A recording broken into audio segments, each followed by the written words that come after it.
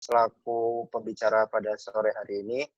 Selamat datang di acara webinar pada sore hari ini dengan tema cara menyikapi isu COVID-19 dari sudut pandang kesehatan yang diisi oleh pembicara kita yaitu Bapak Dr. Edi Mulyanto, MKes, SPS, MSI.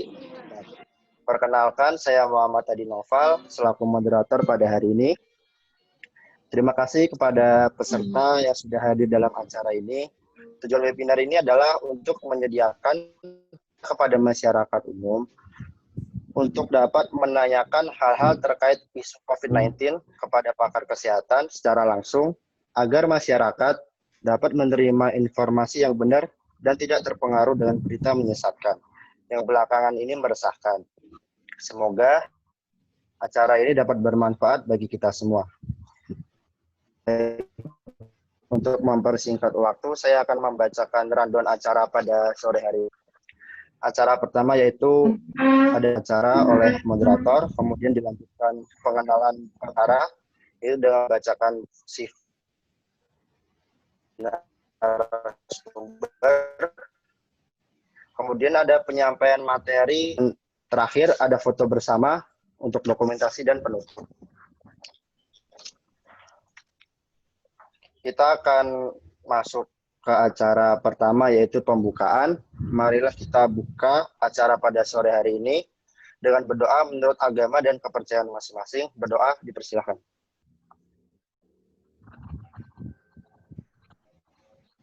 Berdoa selesai. Baik, kita akan masuk ke acara berikutnya. Saya akan memperkenalkan pembicara kita pada sore hari ini. Pembicara kita pada sore hari ini yaitu Pak Edi Mulyanto. Pak Edi Mulyanto ini merupakan dokter yang ahli dalam bidangnya yaitu dalam bidang kesehatan. Beliau merupakan lulusan sarjana kedokteran dan dokter di Fakultas Kedokteran Universitas Diponegoro. Beliau juga mengambil studi S2 Kesehatan Masyarakat dan juga S2 Biomedik di Universitas Diponegoro. Kemudian beliau melanjutkan spesialis saraf di Fakultas Kedokteran Universitas Diponegoro dan saat ini beliau sedang mengenyam pendidikan sebagai mahasiswa S3 Administrasi Publik di Universitas Diponegoro. Beliau bekerja di Rumah Sakit Umum Daerah Raden Sudiati Purwodadi sebagai pejabat struktural dan juga bekerja sebagai dokter spesialis saraf di rumah sakit pemerintah, rumah sakit swasta dan juga melakukan praktek mandiri. Dan beliau juga menjabat sebagai Wakil Ketua ID untuk cabang Grobogan. Nah, dari background beliau tersebut, itu merupakan pencapaian yang luar biasa. Untuk itu, semoga kita dapat mengambil manfaat baik dari materi yang disampaikan.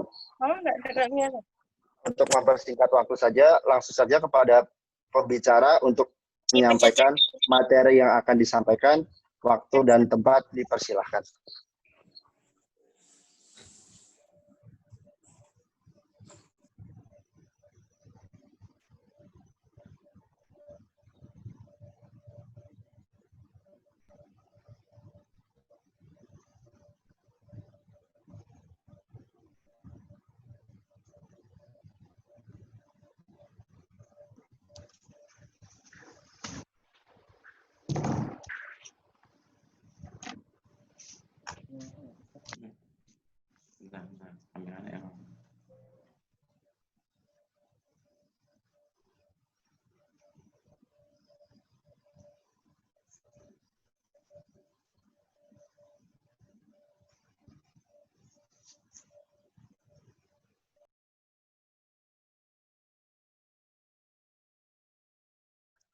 Mohon maaf untuk menunggu sebentar karena ada kesalahan teknis yang harus diselesaikan. Terima kasih untuk menunggu sebentar.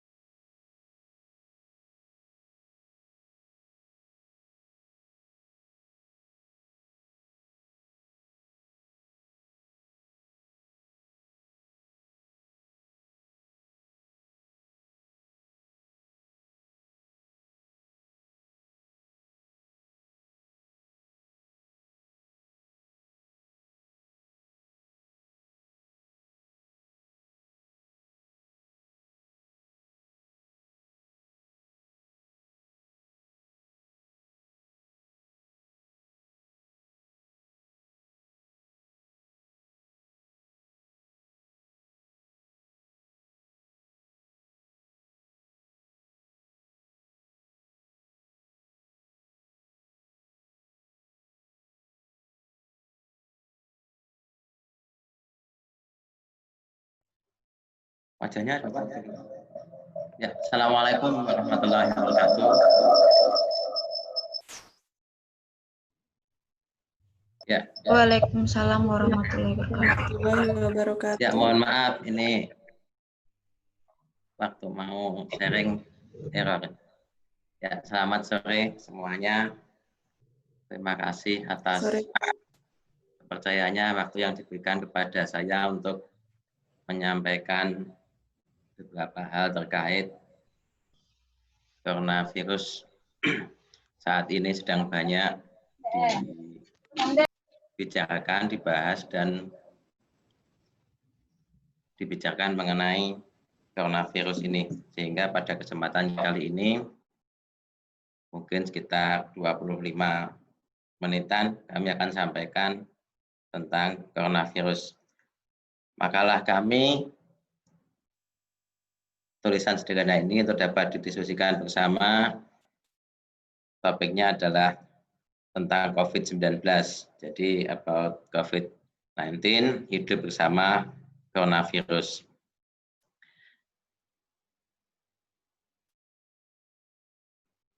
Kami lanjutkan.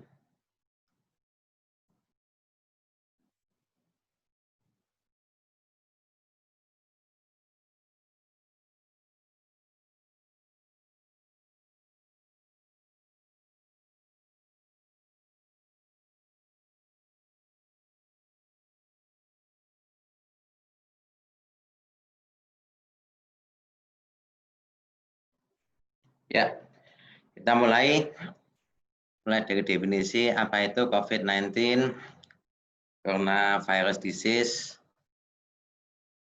2019 atau COVID-19 adalah penyakit menular yang disebabkan oleh SARS-CoV-2, salah satu jenis coronavirus. Ini adalah satu virus yang merupakan keluarga coronavirus yang sama dengan penyebab SARS pada tahun 2003, hanya berbeda pada jenis virusnya.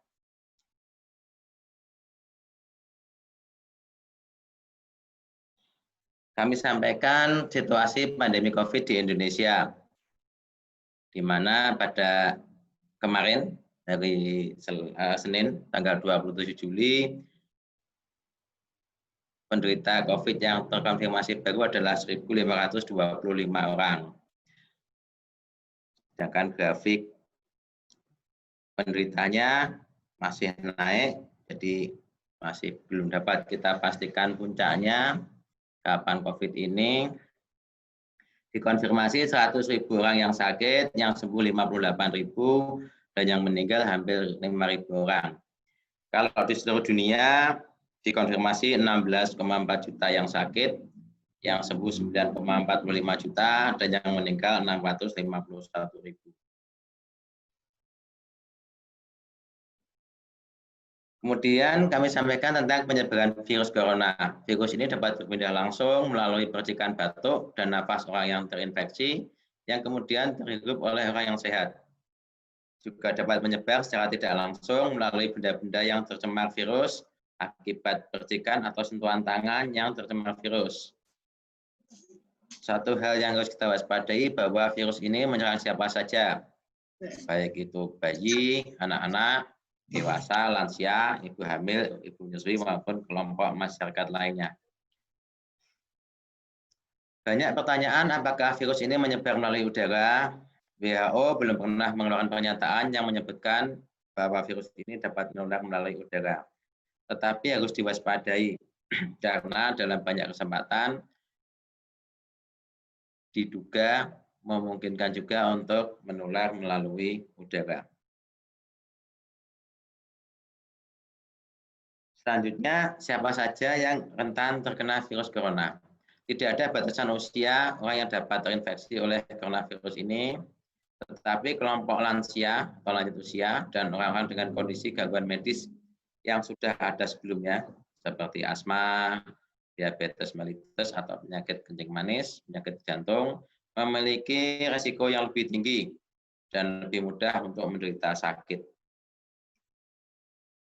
Efek virus corona pada tubuh mengakibatkan infeksi pada saluran nafas bagian atas dan bagian bawah, serta dapat mengakibatkan gagal nafas berat yang terjadi dengan cepat, bisa diikuti kegagalan fungsi banyak organ tubuh dan berakibat kematian.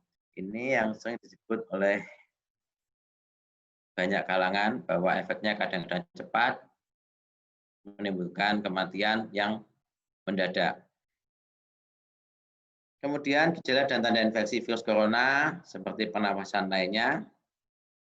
COVID-19 dapat menyebabkan gejala ringan termasuk pilek, sakit tenggorokan, batuk, dan demam. Sekitar 1 dari setiap 6 orang mungkin akan menderita sakit yang parah disertai pneumonia atau radang pada paru-parunya, disertai kesulitan bernafas yang biasanya muncul secara bertahap. Sampai saat ini belum ada obat khusus untuk mencegah atau mengobati penyakit yang disebabkan oleh virus corona ini. Mereka yang terinfeksi virus harus menerima perawatan yang tepat untuk meredakan dan mengobati gejala, dan yang sakit serius harus dibawa ke rumah sakit. Banyak diwacanakan adanya vaksin untuk virus corona, tetapi dalam waktu dekat, dalam 1-2 bulan ini, belum tersedia vaksin, sehingga kemungkinan baru tahun 2021, beberapa bulan ke depan, vaksinnya baru ada. Sementara ini, karena tidak ada obat yang khusus tentang infeksi corona ini, maka cara terbaik menyikapinya adalah dengan melakukan tindakan pencegahan. Banyak orang yang terinfeksi corona tidak menunjukkan gejala. Sehingga ketika didiagnosis infeksi corona itu ada pada orang tersebut, maka di sekitarnya akan ada orang yang berstatus sebagai OTG. OTG adalah orang tanpa gejala, yaitu yang tidak menunjukkan gejala COVID-19, tetapi pernah kontak erat dengan orang yang sudah dinyatakan virus corona positif. Orang yang terinfeksi virus corona dapat menularkan sebelum menunjukkan gejala yang signifikan. Jadi yang sudah positif bisa menularkan yang lain, meskipun tidak menunjukkan sakitnya. Dan berdasarkan data yang ada, sebagian besar yang menyebabkan penyebaran adalah orang-orang yang sudah memiliki gejala. Jadi sudah ada sakitnya, ada gejalanya, baru menularkan penyakit. Beberapa hal yang kita harus ketahui, yang sederhana, kami coba menyampaikan dalam bahasa yang mudah dipahami tentang hal-hal yang harus diketahui karena bahayanya virus corona ini. Yang pertama adalah cara mengurangi risiko. Sering cuci tangan dengan menggunakan sabun dan air mengalir adalah pertahanan pertama dari virus corona. Maka di banyak tempat, di pertokoan, mungkin juga di tempat-tempat kantor, kemudian ada di rumah sakit maupun di tempat-tempat lainnya, sering disediakan tempat cuci tangan berupa air mengalir dan sabun. Kami berharap bahwa teman-teman semua ini kalau nantinya mengunjungi tempat-tempat tersebut dapat menggunakan sabun dan air mengalir tersebut untuk cuci tangan sebagai pertahanan pertama dari virus corona. Di samping itu ada cara lain yang perlu diketahui untuk melindungi diri dan orang lain. Jadi yang melindungi diri tidak hanya mencegah kita sakit, tapi juga mencegah orang lain sakit. Seperti penggunaan masker, menjaga jarak, penggunaan face shield, dan sebagainya. Kemudian yang perlu dilakukan bila sakit adalah segera mencari pertolongan kesehatan bila ada yang mengalami demam, batuk, dan kesulitan bernafas. Kemudian menghubungi dan atau mendatangi sarana kesehatan untuk konsultasi gangguan yang terkait COVID. Juga menyampaikan tentang riwayat perjalanan di mana ada kasus corona atau bertemu dengan seseorang yang terindikasi terinfeksi virus corona. Kemudian dapat diberikan informasi dengan jelas dan benar. Selanjutnya, ikuti petunjuk petugas kesehatan yang menyampaikan nanti sebaiknya bagaimana langkah-langkah yang dilaksanakan sehubungan dengan sakit ini. Kemudian, bila ada orang yang menunjukkan gejala virus COVID di rumah, maka dilakukan perawatan di rumah. Saat dirawat di rumah, jangan berinteraksi dengan masyarakat. Jadi ini bersifat isolasi. Kemudian menggunakan kamar terpisah dari anggota keluarga lain dan anggota keluarga yang sehat untuk membantu merawat. Jadi harus dipastikan yang merawat adalah yang sehat. Yang sakit dan orang yang merawat harus menggunakan masker dan cuci tangan, memakai sabun setelah kontak. Sering disebutkan bahwa isolasi setidaknya 14 hari karena biasanya menunjukkan gejala-gejala dalam 1-14 hari. Karena itu orang yang dicurigai harus diisolasi selama 14 hari, baik di rumah sakit, di rumah, atau lokasi lain. Dan dipantau gejala-gejala yang muncul seperti demam, batuk, atau sesak nafas. Selanjutnya yang penting harus kita ketahui adalah kita harus mencari informasi yang benar. Di mana virus corona adalah penyakit yang baru dan para ahli masih terus meneliti sejauh mana keganasannya, tingkat penyebarannya, sehingga informasi yang berubah cepat, tetapi di masyarakat banyak informasi yang beredar dan menyesatkan, yang sering disebut sebagai hoax. informasi yang menyesatkan ini bermacam-macam, mulai dari obatnya, cara penularannya, ada yang menyatakan corona sebagai suatu konspirasi, dan sebagainya. Ini contoh yang menimbulkan hoax di masyarakat, adanya thermal gun. Thermal gun ini alat yang untuk mengukur suhu tubuh dengan mengarahkannya ke dahi. Banyak yang menyebut bahwa ini merusak otak, tetapi sebenarnya tidak demikian, karena thermal gun ini mengukur dengan menggunakan sinar inframerah. Jadi tidak menggunakan sinar laser atau sinar radioaktif. Jadi insya Allah ini aman untuk digunakan. Kemudian penggunaan face shield, pengaman tambahan di wajah, pelindung wajah. Meskipun menggunakan face shield, penggunaan face shield ini tetap menggunakan masker. Jadi walaupun hanya menggunakan pelindung wajah tanpa masker, maka perlindungan tidak akan maksimal. Face shield sifatnya adalah pengaman tambahan, sedangkan masker tetap wajib digunakan. Ini gambarnya kelihatan yang menggunakan face shield tapi tidak menggunakan masker. Ini salah. Kemudian seandainya masker digunakan, maskernya menutup hidung, mulut, dan dagu.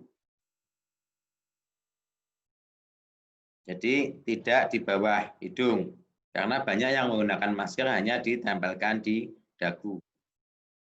Kemudian menjaga imunitas tubuh dengan mengkonsumsi makanan sehat yang murah meriah. Salah satu upaya meningkatkan imunitas tubuh adalah dengan mengkonsumsi makanan sehat. Contohnya ini tahu, tempe, telur sebagai sumber protein, kemudian pisang, jeruk ini buah sebagai sumber vitamin dan mineral, kemudian bayam, daun, singkong, buncis dan sebagainya sebagai sumber serat dan mineral. Sehingga kombinasi asupan makanan yang baik ini, yang berimbang, menjaga tubuh tidak mudah tumbang. Selanjutnya, dalam rangka pencegahan dan pengendalian COVID, Kementerian Kesehatan Republik Indonesia di bulan Juli 2020 ini, jadi di bulan ini juga, pemerintah melalui Kementerian Kesehatan mengeluarkan pedoman pencegahan dan pengendalian COVID-19.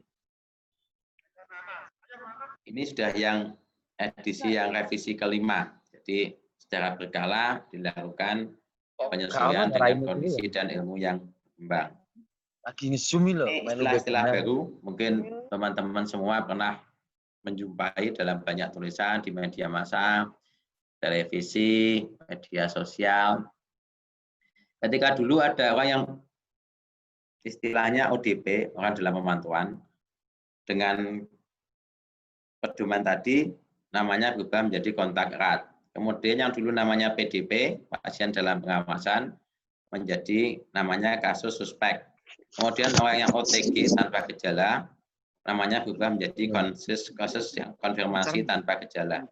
Selain juga ada kriteria kasus suspek, kemudian kriteria kasus yang namanya probable, kemudian kasus konfirmasi. Ini istilah-istilah teknis yang mungkin lebih banyak dipakai di pelayanan kesehatan dan surveillance epidemiologi dalam kesehatan masyarakat. Tapi secara umum sebaiknya diketahui ada istilah yang namanya kontak erat, kasus suspek, kasus konfirmasi tanpa gejala, kemudian kriteria kasus suspek, kasus probable, dan kasus konfirmasi. Ini ringkasannya secara umum, ini kasus suspek, ya, itu ada infeksi saluran pernapasan atas dengan kontak pasien. Kemudian pemeriksaan yang dilakukan adalah pemeriksaan spesimen ini dari darah maupun dari namanya swab tenggorok. Setelah dilakukan pemeriksaan ini, maka dievaluasi kondisi yang sakit. Kalau kondisinya ringan, maka dilakukan isolasi mandiri. Yang kondisinya sedang dirawat di rumah sakit darurat, dan yang kondisinya berat dirawat di rumah sakit rujukan.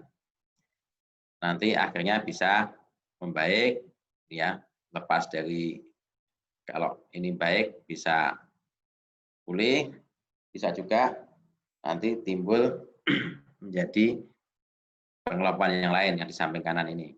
Kemudian ada kasus yang namanya kontak erat, di mana tanpa gejala tapi ada kontak, dilakukan pemantauan selama 14 hari. Ini dilakukan karantina mandiri yang tadi kami sampaikan.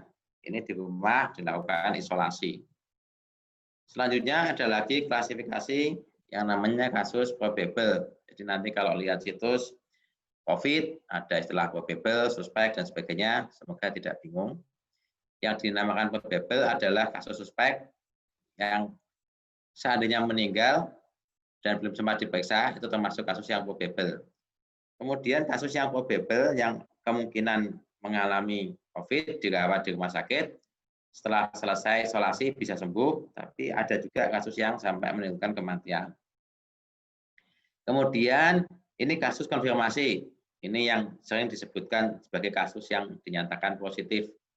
Kalau setiap hari dulu Pak Ahmad Yuryanto, itu juru bicaranya COVID, menyampaikan tentang laporan jumlah yang mengalami infeksi yang dinyatakan sebagai konfirmasi adalah yang dinyatakan positif terinfeksi virus corona. Dilakukan pemeriksaan laboratorium yang membuktikan adanya infeksi ini. Kalau tidak ada gejala, jadi meskipun itu positif COVID, tetapi tidak ada gejala, maka dilakukan isolasi diri di rumah. Dan tidak wajib nanti ada follow up, diikuti dengan pemeriksaan rapid test, RT ya, maupun PCR, ini polymerase chain reaction. Kemudian yang gejalanya ringan juga isolasi di rumah, tanpa follow up juga. Kemudian yang gejala sedang, jadi selain infeksi COVID, tapi infeksi ini juga ada gejala yang mengganggu, maka dilakukan rujukan ke rumah sakit darurat, jadi dirawat. Ya. Kalau di Jakarta, contohnya di rumah sakit COVID di Kemayoran itu. Tanpa follow up juga, ini yang gejalanya sedang. Yang dirawat di rumah sakit rujukan itu hanya yang gejalanya berat, atau ada penyakit lain yang menjadi penyakit yang berdiri sendiri selain COVID. Jadi ada penyakit COVID, ada penyakit lain yang juga harus dirawat, maka dilakukan rujukan ke rumah sakit rujukan. Yang terakhir di rumah sakit rujukan ini yang dilakukan follow up, rapid test, dan pemeriksaan swab untuk pemeriksaan PCR ini 1 kali. Dari semua kondisi ini ada yang selesai isolasi, sembuh, tetapi ada juga yang wafat atau meninggal. Kemudian kondisi ini tidak selalu pasti seperti ini, tetapi sesuai dengan berat ringan sakitnya, resiko penularan, dan kemampuan fasilitas dari masing-masing daerah dalam melayani. Pemerintah Indonesia menyikapi ini pernah menyampaikan konsep yang namanya new normal. Tetapi karena istilah ini oleh beberapa pihak dianggap membingungkan, sehingga dievaluasi dan dikatakan bahwa pemilihan katanya atau diksinya kurang tepat, sehingga saat ini istilah new normal diganti menjadi adaptasi kebiasaan baru, di mana diharapkan agar kita tetap bisa bekerja, belajar, dan beraktivitas dengan produktif di era pandemi COVID-19 ini. Untuk perilaku hidup bersih dan sehat yang disarankan adalah wajib pakai masker, tetap jaga jarak, kemudian sering cuci tangan pakai sabun dan air mengalir, sedia hand sanitizer, makan makanan bergizi seimbang, rajin berolahraga dan istirahat yang cukup, kemudian say hello, tidak bersalaman dulu, kemudian menggunakan uang elektronik, dan setibanya di rumah, bila kita habis bepergian, diharapkan untuk langsung mandi. Ya, sementara itu dulu yang bisa saya sampaikan. Untuk selanjutnya mungkin kita lanjutkan ke diskusi. Baik, terima kasih atas materi yang telah disampaikan. Kita akan lanjut ke sesi diskusi atau sesi tanya jawab. Di sini diberitahukan kepada para audiens, bagi yang ingin bertanya dapat klik raise hand atau dapat menuliskan pertanyaannya di kolom chat yang sudah disediakan dengan format nama _ pertanyaan. Kemudian pertanyaan akan saya bacakan Dan selanjutnya pertanyaan akan dijawab oleh pembicara secara langsung. Seperti itu untuk format yang ingin bertanya.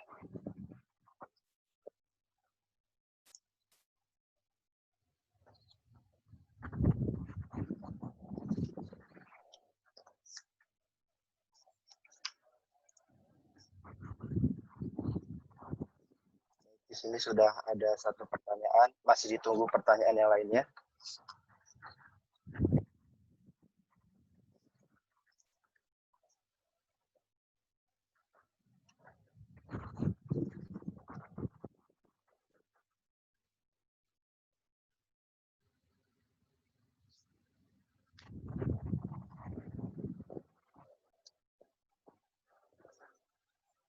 Apakah ada yang ingin bertanya tentang materi yang sudah disampaikan?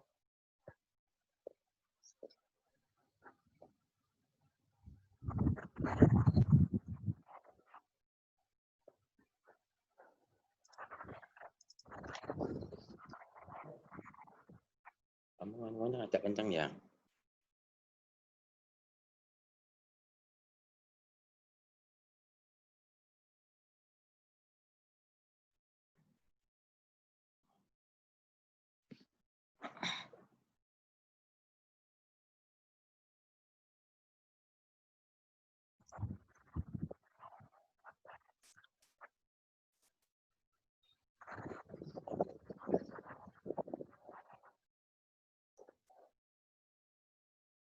Masih saya tunggu satu pertanyaan lagi untuk 3 pertanyaan pertama dahulu untuk ditanyakan.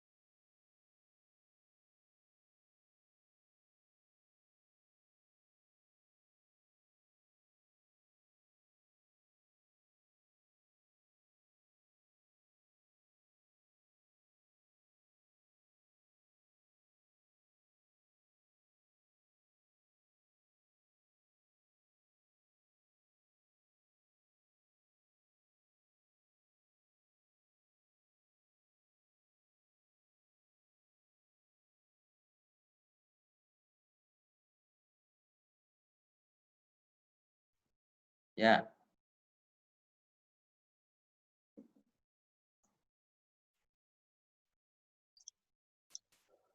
Baik, di sini sudah ada pertanyaan yaitu dari Lailatul Nikmah, yaitu di sini bertanya, Pak, terkait isu-isu mengenai vaksin COVID-19 ini, sejauh mana perkembangannya sampai saat ini dan bagaimana rencana ke depannya mengenai produksi vaksin tersebut? Terima kasih, Pak.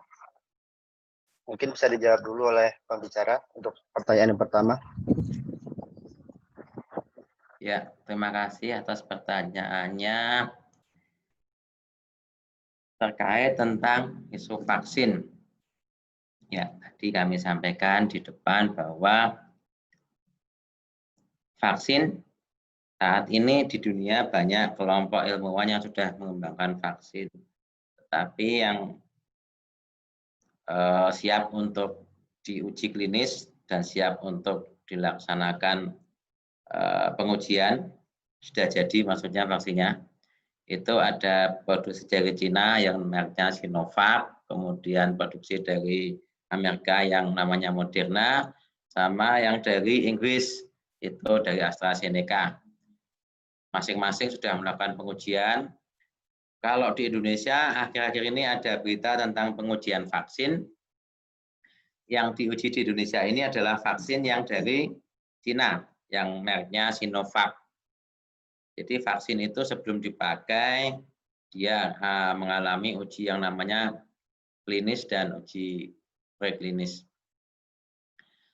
Uji preklinis atau sebelum klinis itu adalah melihat sifat kimia dan fisika, apakah stabil dalam panasnya, dalam penyimpanannya, kemudian reaksinya dengan zat-zat yang lain. Jadi secara kimia dan fisika stabil. Ketika itu secara preklinis sudah stabil, maka vaksin dilakukan uji ke manusia.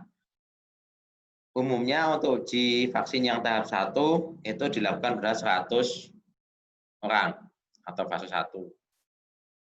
Kemudian kalau aman, oke, insya Allah bermanfaat, maka pengujian dilanjutkan ke fase 2, setidaknya 400 orang.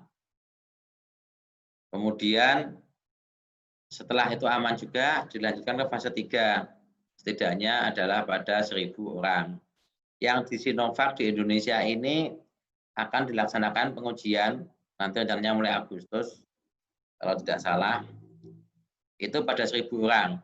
Itu tahap ketiga yang produksi Cina itu. Jadi bukan hanya di Indonesia saja sebenarnya. Di Cina juga dilakukan pengujian, di mana pengujian, tapi di Indonesia tahap 3-nya itu 1.000 orang. Kalau nanti di internet ada ini lowongan untuk menjadi relawan uji vaksin, ya itu. Ya ini hubungan dengan penggunaan vaksin. Nah, setelah itu nanti dievaluasi lagi. Kemudian bila uji tahap 3 ini sukses, nanti dipadukan dengan data-data epidemiologi, diperiksa apakah ini mampu menghasilkan kekebalan terhadap corona tadi, maka kemudian akan dilaksanakan produksi. Nah, kalau sudah dilaksanakan produksi, nanti akan diproduksi massal.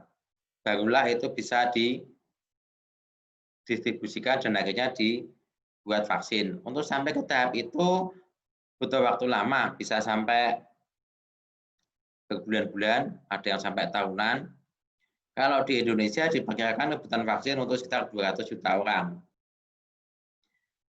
Jadi pasti banyak sekali, sehingga ada yang menghitung kebutuhannya sampai 30 triliun, karena satu diperkirakan harganya sekitar 200 ribuan. Jadi untuk ketersediaan vaksin memang belum ada yang siap untuk dipakai. Ada yang pernah menyatakan dan menyampaikan pertanyaan kepada saya tentang vaksin influenza. Ini kan virus juga. Di dunia ada banyak vaksin influenza. Vaksin influenza bisa bermanfaat untuk meningkatkan daya tahan tubuh terhadap virus influenza. Tetapi karena virusnya beda dengan COVID, ya tentu saja tidak menghambat infeksi yang disebabkan oleh COVID tadi. Kekebalannya bukan terhadap COVID. Sehingga walaupun bermanfaat untuk kekebalan tubuh terhadap influenza, tapi tidak memberikan manfaat langsung perlindungan terhadap infeksi coronavirus ini. Sehingga kesimpulannya untuk vaksin ini, untuk saat ini memang masih diupayakan pengadaannya. Semoga dalam waktu dekat bisa segera tersedia. Kalau kita semua makin lama makin sehat, makin kuat, makin kebal terhadap virus, karena tadi ada pencegahan dan pola hidup yang seimbang, ditambah adanya vaksin, insya Allah di awal tahun depan pandemi Corona 19 ini, COVID-19 ini dapat segera kita atasi. Mungkin itu menanggapi tentang ketersediaan vaksin dan kemungkinan vaksinasi yang akan dilaksanakan di Indonesia maupun di seluruh dunia. Demikian, kami kembalikan kepada moderator. Baik, terima kasih atas jawabannya yang sangat memuaskan. Di sini ada pertanyaan kedua yang menurut saya cukup berhubungan. Dari Cikita Dian, menurut Bapak, untuk saat ini lebih membutuhkan vaksin atau obat untuk pandemi saat ini? Dikarenakan virus merupakan self-limited disease. Terima kasih. Ya, matur nuwun. Ini langsung saja jawab ya. Untuk saat ini butuh vaksin atau obat, ya sebenarnya kita mengupayakan vaksin. Karena kalau tanpa vaksin kita tidak tahu. Seperti kami sampaikan di depan tadi bahwa penderita coronavirus ini di dunia sudah jutaan. Di Indonesia 100.000. dan ada tren di Brasil, di Amerika, di Brasilia, kemudian di India, di Meksiko, di Rusia, itu 5 besar. Trennya juga masih naik. Sehingga tetap harus diupayakan adanya vaksin, sehingga dengan vaksinasi ini nantinya akan mencegah penularan maupun penyebaran virus corona yang lebih besar lagi. Kemudian terkait obat sebenarnya obat-obat yang digunakan adalah obat-obat yang lebih ke arah simptomatik, seperti dikatakan bahwa viral itu sebagian besar self-limiting disease. Walaupun ada juga yang virus yang mengendap lama efeknya, seperti virus hepatitis itu ada yang mengakibatkan gangguan kronis, virus HIV itu juga mengakibatkan gangguan yang sifatnya kronis. Tetapi yang virus COVID-19 ini, virus corona yang jenis ini diperkirakan bahwa efeknya yang kuat, yang menimbulkan gangguan yang banget itu adalah selama 14 hari. Sehingga dengan perkiraan 14 hari tadi, dengan asumsi itu, berdasarkan data-data yang ada, maka 14 hari diperkirakan orang yang sudah menderita akan relatif hilang gejalanya, virusnya juga akan melemah, sehingga akhirnya adalah self-limiting disease. Obat-obat yang ada ini lebih ke menjaga supaya yang sakit tertolong, tidak menjadi makin berat, dan potensi pemulihannya menjadi lebih cepat dan lebih baik. Contohnya yang sesak nafas, ya obat-obatannya adalah obat-obat sesak nafas. Kemudian obat-obat yang berhubungan dengan suplemen seperti vitamin yang dosis tinggi. Kemudian di beberapa negara, termasuk Brasil, dulu di Amerika juga, dan sebagian di Indonesia juga menggunakannya, itu digunakan kloroquine. Walaupun sekarang ada obat yang namanya hidroksikloroquine, itu juga digunakan untuk salah satu obat untuk menangani progresivitas dari infeksi virus ini. Kemudian ada obat yang lain, karena biasanya yang sakit infeksi virus ini itu ditumpangi oleh infeksi kuman. Sehingga ketika virusnya sudah self-limited, tetapi kuman yang nebeng infeksi virusnya malah menimbulkan penyakit lain. Contohnya tadi pneumonia, akhirnya menjadi radang di paru-parunya. Kemudian diikuti infeksi-infeksi lain yang kadang-kadang malah lebih berbahaya dari infeksi COVID itu sendiri. Pada kasus tertentu seperti kasus kencing manis, kemudian orang yang dengan daya tahan tubuh menurun karena penyakit-penyakit alergi dan sebagainya, maka orang tersebut akan mengalami kondisi yang drop akibat COVID. Sehingga ketika COVID-nya tidak terlalu banget menyebabkan sakit, tetapi kuman, kemudian penyakit gulanya menjadi memberat, penyakit jantungnya juga menjadi lebih gawat lagi, sehingga penyakit penyerta atau istilahnya komorbid itu yang sering menyertai si infeksi COVID ini, dan akhirnya malah bersama-sama menyebabkan kematian. Sehingga di penelitian dikatakan bahwa sebagian besar kematian pada coronavirus ini adalah disertai dengan komorbid. Jadi infeksi virus juga bisa berat, ditambah sakit yang sudah ada, akibatnya malah menjadi makin sakit. Jadi kalau obat penting, vaksin juga penting, sehingga pernah itu walaupun masih juga diperdebatkan, pemerintah mengimpor sekitar berapa pesawat itu dulu dari Cina obat-obat untuk COVID, dan saat ini juga masih mengupayakan ketersediaan vaksin untuk pencegahan COVID di kemudian hari. Secara umum mungkin itu yang kami sampaikan tentang vaksin dan obat untuk COVID ini.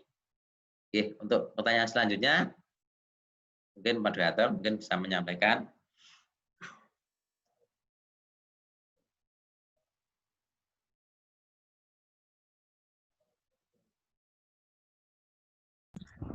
Baik, saya akan melanjutkan pertanyaan selanjutnya, yaitu dari Faradila. Bagaimana tanggapan Bapak mengenai aktivitas olahraga di luar rumah seperti gym dan lain-lain.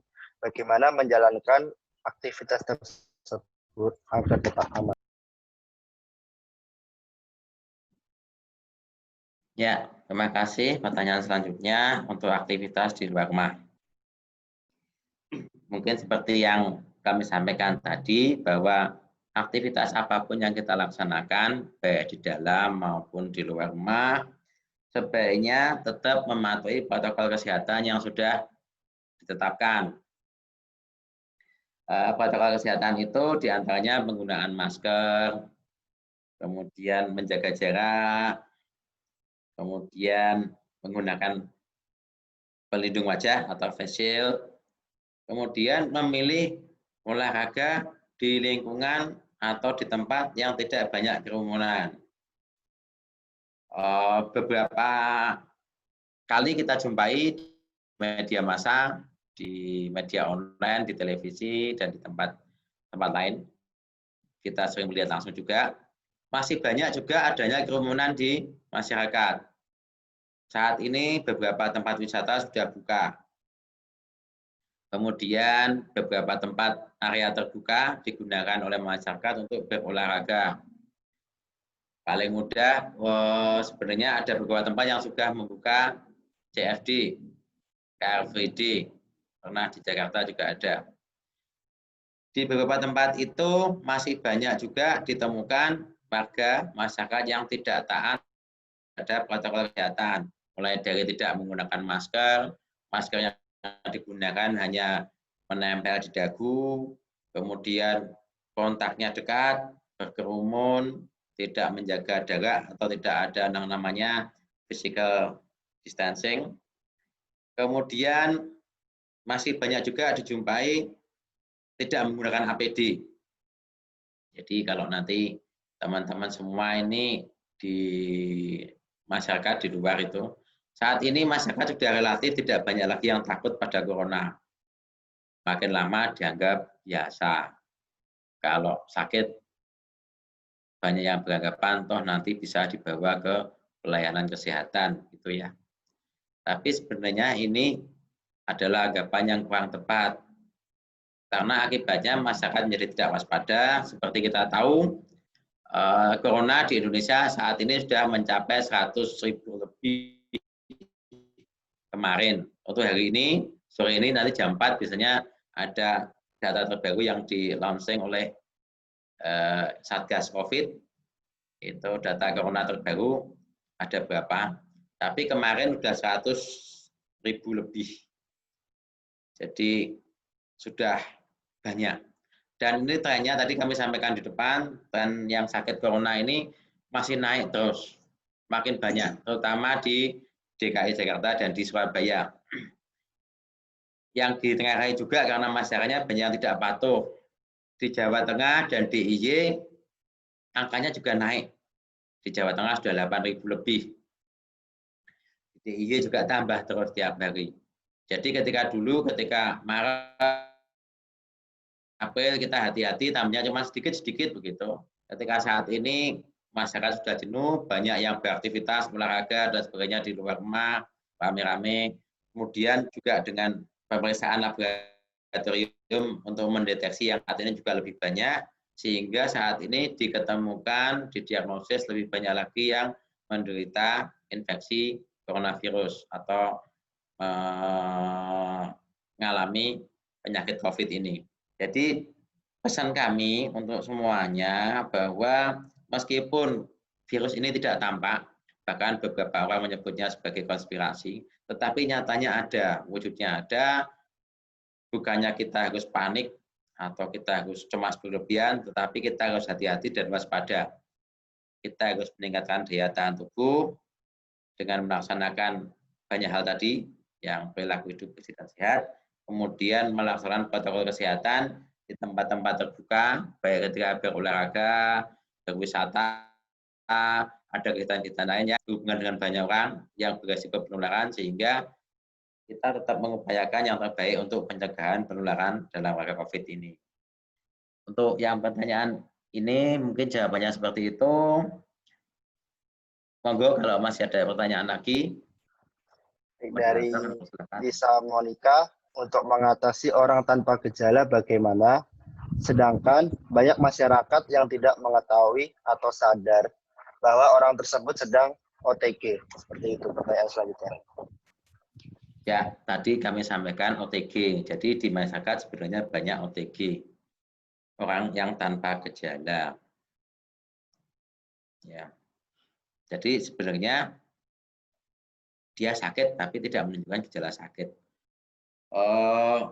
Beberapa waktu yang lalu, kurang lebih minggu yang lalu, itu ada berita di Jawa Barat di Secapa, sekolah calon perwira TNI tentara itu tidak sengaja ada yang sakit.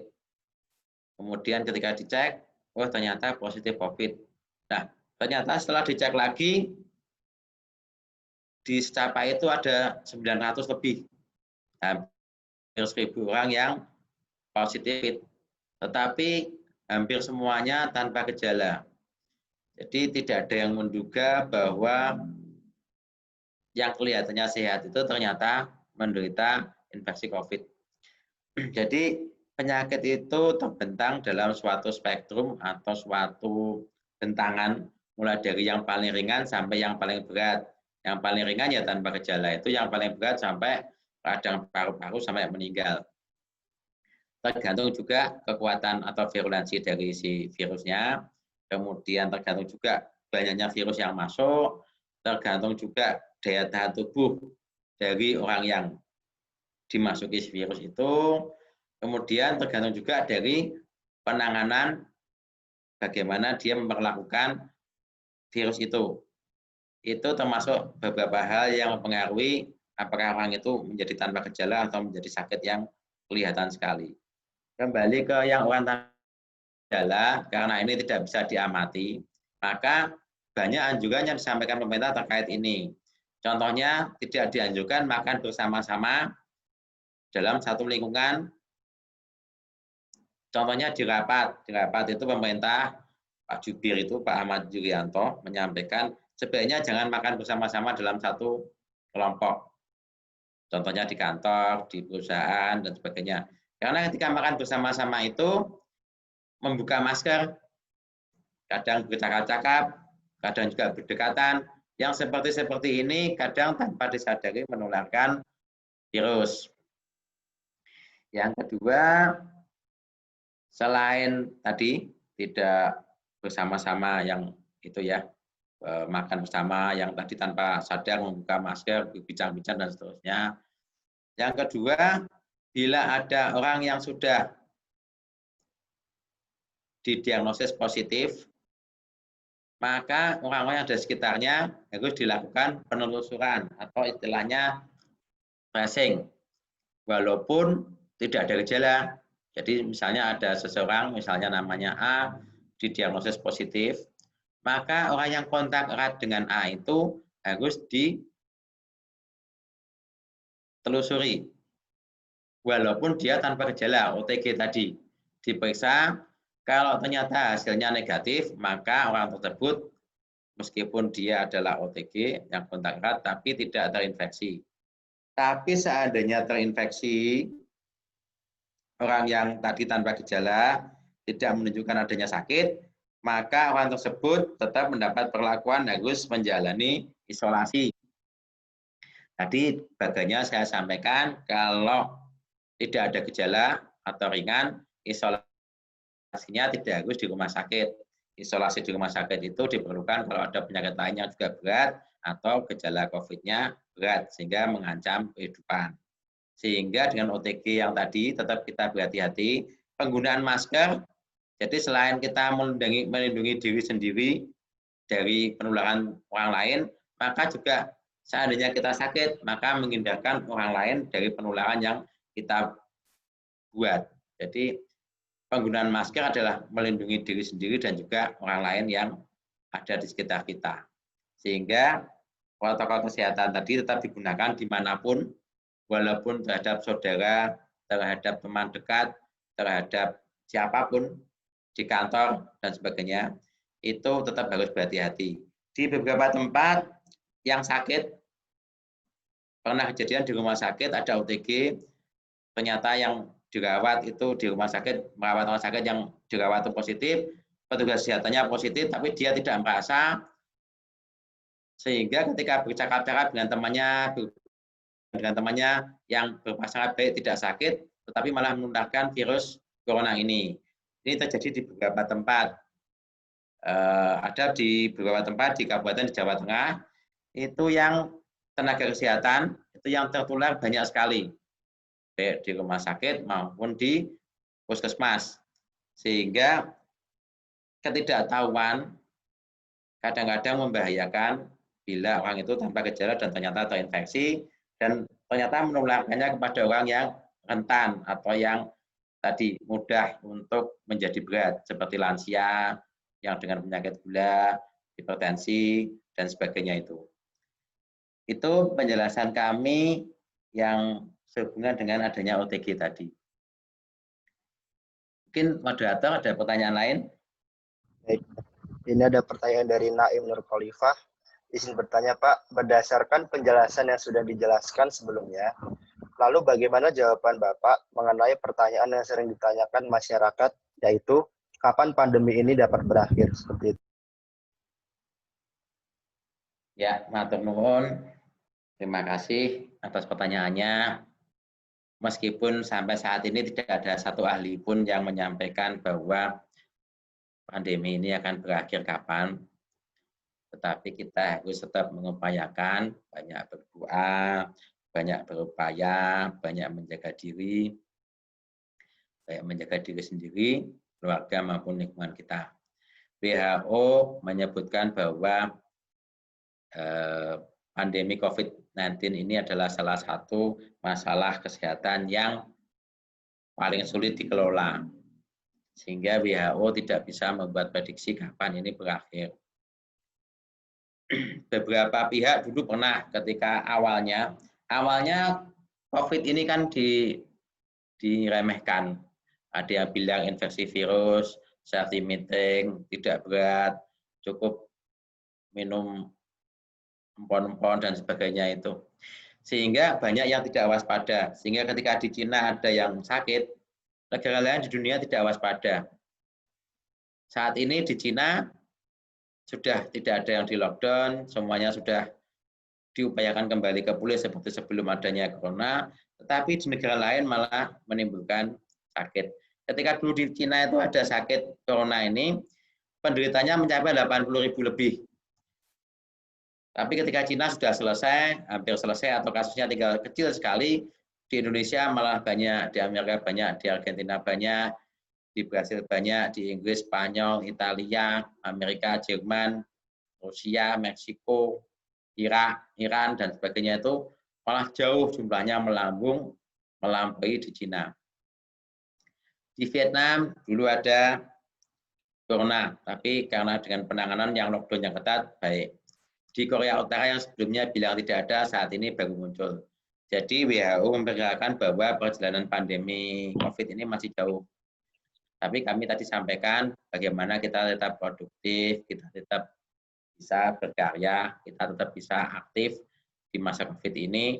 Karena efek COVID ini bukan hanya pada kesehatan, tetapi juga mengganggu, berakibat pada ekonomi, banyak perusahaan yang tutup, orang yang kehilangan lapangan pekerjaan, ekonomi yang berhenti, juga berakibat gangguan pada sosial, di mana kumpul tidak bisa, ibadah kadang-kadang juga harus dibatasi, kemudian adanya kegiatan-kegiatan yang mengumpulkan banyak orang juga tidak bisa, merayakan syukuran pernikahan, wisuda, dan sebagainya juga tidak bisa karena COVID-nya ini. Jadi pada kesehatan juga, ekonomi juga, sosial juga, budaya juga, banyak budayawan, artis, penyanyi, dan sebagainya nggak bisa pentas. Kemudian pada pertahanan dan keamanan juga sampai menimbulkan ketegangan antar negara, pada politik juga sampai ada yang mendesak tentang penggantian menteri, tentang ini itu dan sebagainya. Sehingga efek COVID ini pada semua sisi kehidupan manusia yang hari ini juga masih belum teratasi. adanya vaksin itu menimbulkan optimisme dari banyak pihak bahwa dengan adanya vaksin nanti diharapkan pandemi ini akan bisa teratasi, minimal kalaupun tidak bisa kita menghilangkan virus ini sampai sebersih mungkin, sampai 0, tapi setidaknya kita bisa tekan sampai seminimal mungkin, kemudian kalaupun ada gejalanya tidak berat, sehingga kita semua bisa kembali kepada kehidupan politik, ekonomi, sosial, budaya, dan sebagainya seperti sebelum adanya COVID ini. Meskipun kita belum bisa pastikan, kami berharap semoga titik puncak COVID segera terlewati. Jadi kalau COVID-nya sudah sekian, hari ini penambahan hariannya mencapai 1.500 sampai 2.000, semoga nanti segera turun, segera mencapai di bawah 1.500, kemudian di bawah 1.000, dan akhirnya nanti pelan-pelan habis. Di banyak tempat sudah banyak yang bisa menekan, di Jerman, Inggris, di Prancis, kemudian di Rusia, itu meskipun pertambahannya masih, tapi bisa ditekan, sehingga kurvanya melewati puncak dan sekarang sudah turun, sudah melandai di bawah. Tetapi WHO mengingatkan kepada kita semua, meskipun di banyak tempat sudah banyak yang bisa menurunkan jumlah penderita baru dan sudah landai kurvanya, tetapi banyak juga yang masih naik, dan WHO mengingatkan kemungkinan adanya serangan kedua, gelombang kedua dari coronavirus ini. Sehingga kita tetap waspada, walaupun secara umum makin lama orang makin pintar, makin bisa mengendalikan penularan ini, tetapi kita tetap waspada karena ada kewaspadaan terhadap kemungkinan gelombang kedua, di mana di beberapa tempat walaupun sudah turun, tetapi timbul lagi naik. Contohnya ada di Korea, di Jepang, di beberapa tempat di Cina juga ada yang dulunya sudah minimal sekali, tetapi akhir-akhir ini terjadi kenaikan infeksi corona. Sehingga kalau ditanya kapan, ya kita berdoa semoga secepatnya segera selesai, semoga vaksinnya segera ada, semoga yang sakit-sakit ini bisa terobati, bisa dirawat dengan baik, dan semoga bisa lagi kembali ke kondisi normal seperti sebelum adanya corona ini.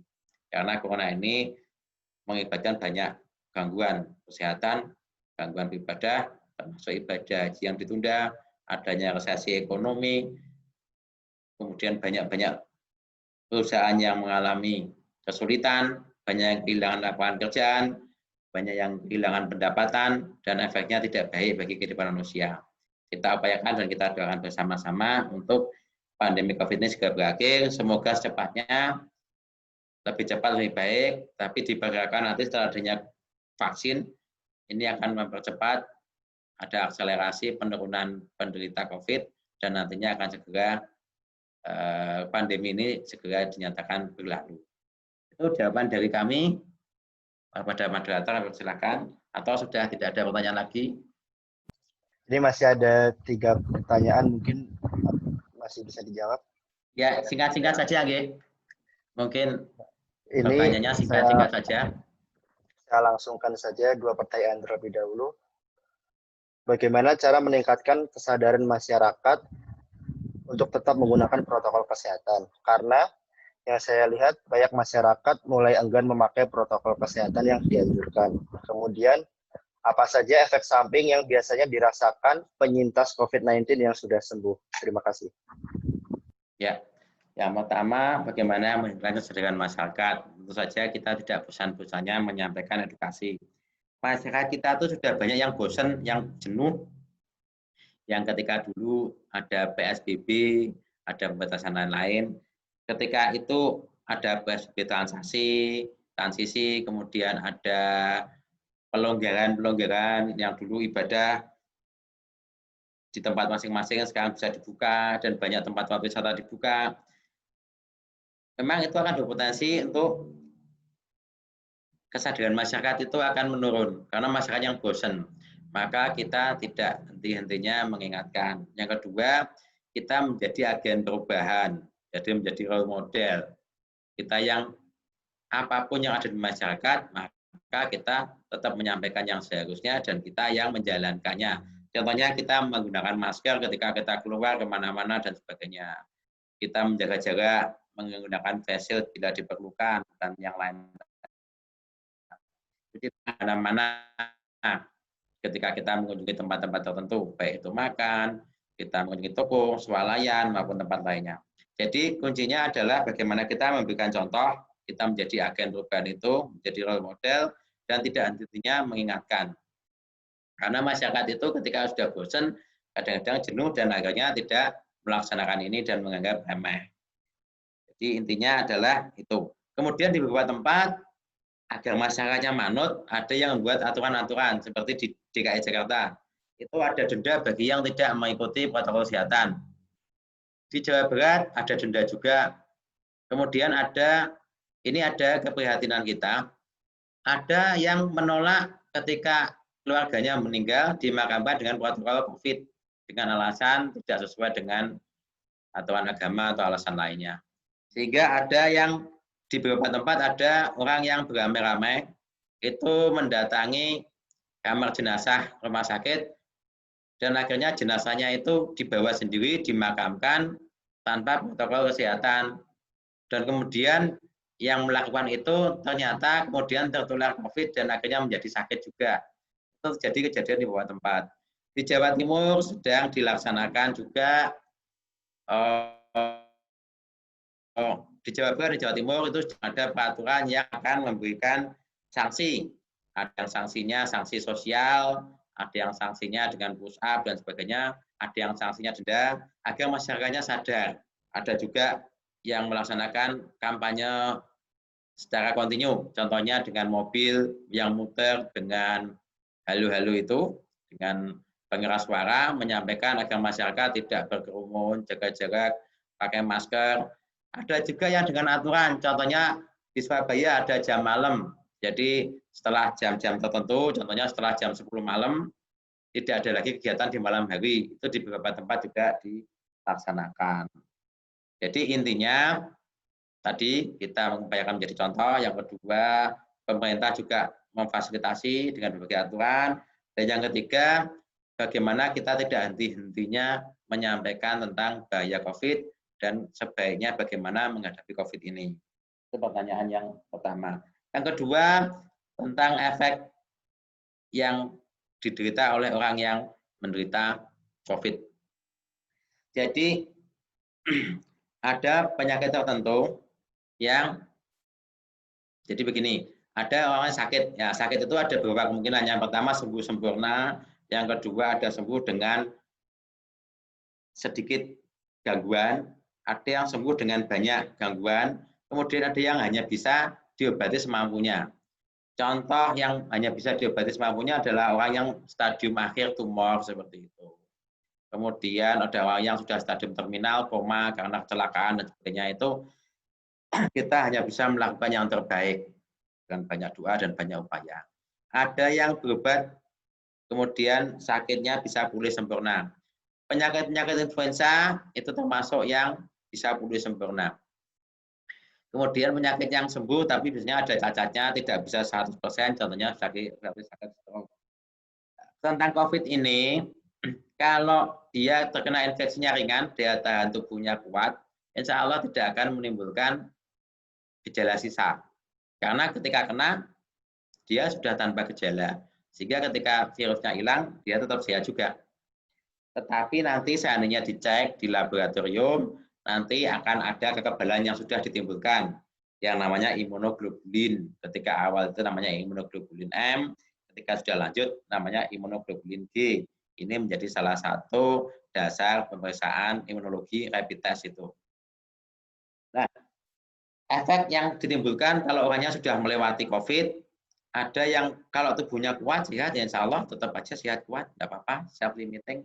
Tetapi pada kasus tertentu, misalnya ketika kena, dia punya sakit gula, sakit gulanya tambah berat, gangguannya berat, ketika pulih, kadang-kadang pulihnya juga tidak 100%. Contohnya ketika paru-parunya terinfeksi. Ketika infeksi, paru-parunya rusak, kepulihannya tidak 100%.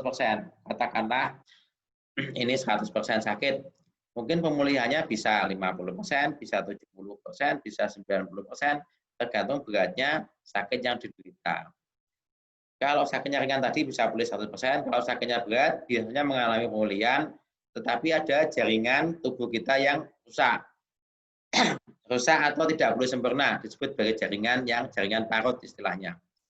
Jaringan yang fibrosis, jadi jaringan yang tidak bisa pulih seperti sedia kala. Contohnya seperti kalau kita kena luka atau ada yang luka robek, kemudian lukanya tidak sempurna, pulihnya ya seperti itu. Jadi tidak semua COVID yang sembuh sempurna, tapi bisa sembuh sempurna, bisa juga membaik, tapi yang berat yang tidak mampu melawan COVID ini penderita ada juga yang sampai meninggal. Untuk yang sudah pernah sakit kembali ke pulih, tadi saya sampaikan ada yang pulih 100%, ada juga yang pulih tapi kadang-kadang masih ada gejalanya seperti agak-agak sesak, agak lemah, dan sebagainya. Tetapi sepanjang waktu kena kondisinya bagus, insya Allah juga pemulihannya bagus dan tidak banyak gejala sisa atau gejala yang tersisa dari infeksi virus itu yang mengganggu. Jadi relatif kondisi baik kalau memang bisa dipulihkan. Lagi mungkin moderator. Ini ada pertanyaan terakhir. Apa pesan yang ingin Bapak sampaikan kepada kita sebagai masyarakat yang ada di sini untuk terus bersama berjuang melawan COVID-19 di era adaptasi kebiasaan baru? Terima kasih. Ya, ini mungkin terakhir saya pesan saja. Ya, bagaimanapun ini sakit COVID ada. Ini bukan hoax. Ini bukan adanya COVID ini bukan konspirasi. Masalah nanti COVID ini menjadi isu politik, menjadi isu ekonomi, atau menjadi apapun, itu menjadi konspirasi, itu masalah yang berbeda lagi.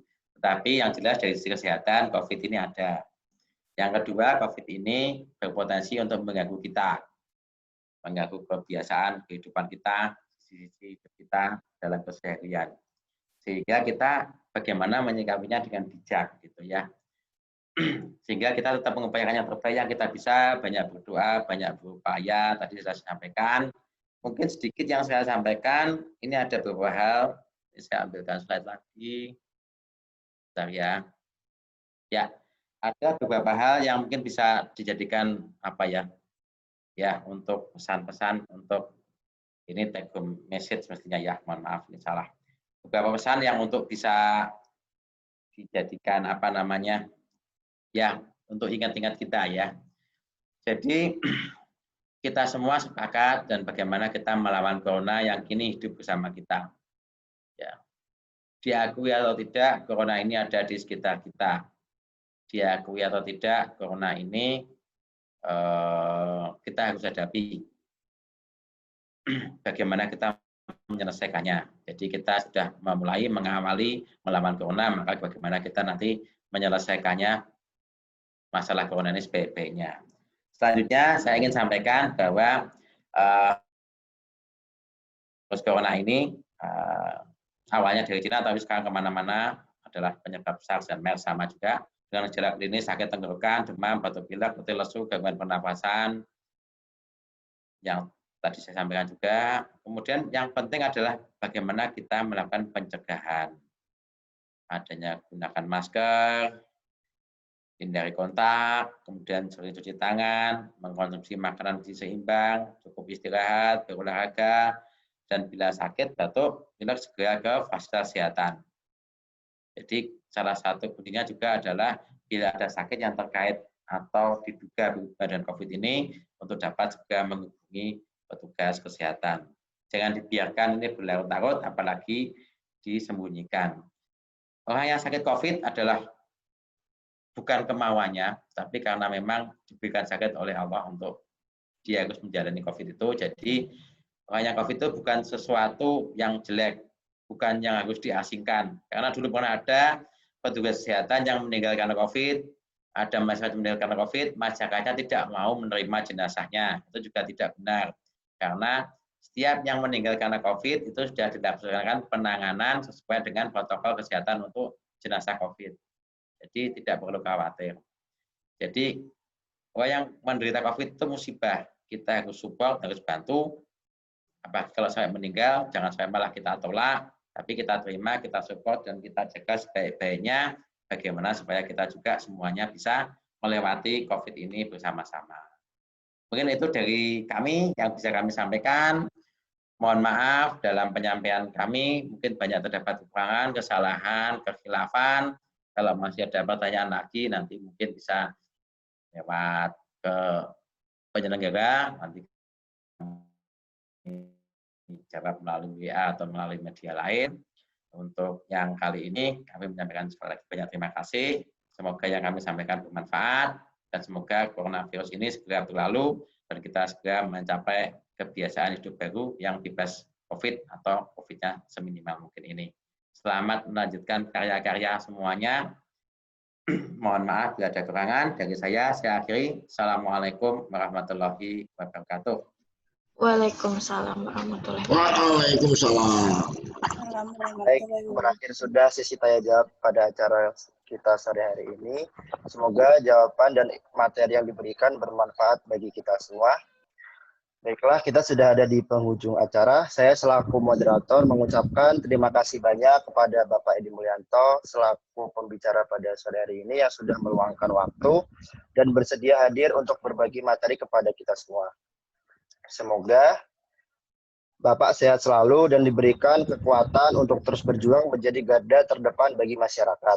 Terima kasih juga saya ucapkan kepada para audiens yang telah hadir dan memperhatikan materi dengan baik. Semoga ilmu yang kita dapat hari ini dapat menjadi bekal kita untuk lebih disiplin di era adaptasi kebiasaan baru. Kesimpulan yang dapat kita ambil adalah virus COVID-19 ini kemungkinan tidak hilang total. Namun COVID-19 ini bisa kita kontrol sampai titik minimal.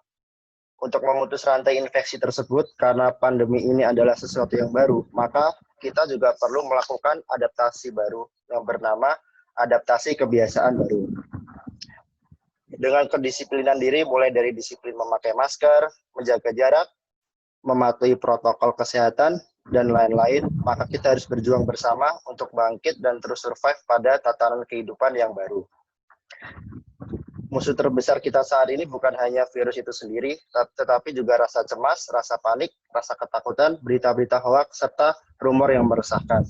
Sehingga kita harus yakin dengan fakta, informasi, solidaritas, dan gotong royong untuk Indonesia yang lebih kuat.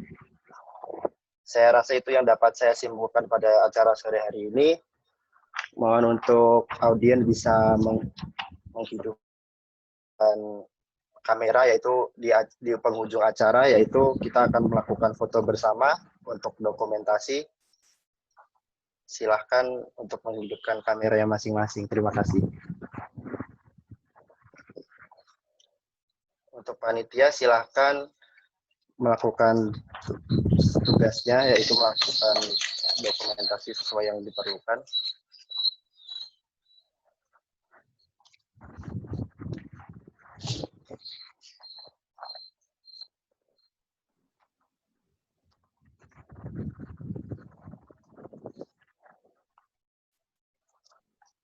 Apakah panitia sudah mengambil data dokumentasi? Baik, jika sudah, sekian dari saya. Mohon maaf apabila ada salah kata. Tetap produktif dan stay healthy semuanya. Selamat sore dan wassalamualaikum warahmatullahi wabarakatuh. Waalaikumsalam. Waalaikumsalam warahmatullahi wabarakatuh. Baik, audiens bisa meninggalkan ruang Zoom yang sedang berlangsung karena acara sudah selesai. Terima kasih untuk kehadirannya semua.